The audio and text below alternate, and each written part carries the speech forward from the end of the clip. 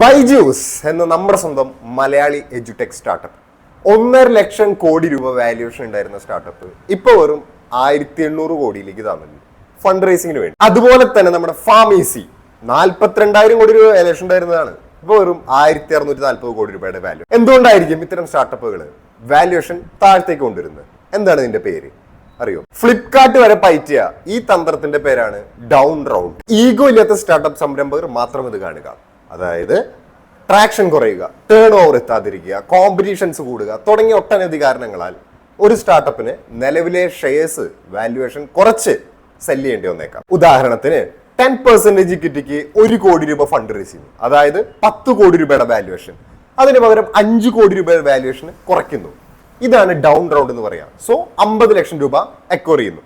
ശരിക്കും പറഞ്ഞാൽ founder സംബന്ധിച്ചത് loss അല്ലേ? ഇതേ സമയത്ത് തന്നെ പ്രീ സീഡ് ഇൻവെസ്റ്റേഴ്സിനും ലോസ് ഉണ്ടാവും. ഈ ലോസ് മറികടക്കാൻ വേണ്ടിയിട്ടാണ് റാറ്റ്ചെറ്റ് ക്ലോസ് ഇത് നമ്മുടെ ടേം ഷീറ്റിൽ ആഡ് ചെയ്യുന്നത്. ഈ പറയുന്ന കാര്യങ്ങളൊക്കെ ഓർത്ത് വെച്ചോട്ടാ, നിങ്ങളൊരു സ്റ്റാർട്ടപ്പ് മുന്നോട്ട് കൊണ്ടുപോകുന്ന സമയത്ത് ഇതൊക്കെ എപ്പോഴെങ്കിലും എവിടെയെങ്കിലും ആവശ്യം വരും. അപ്പൊ ശരി.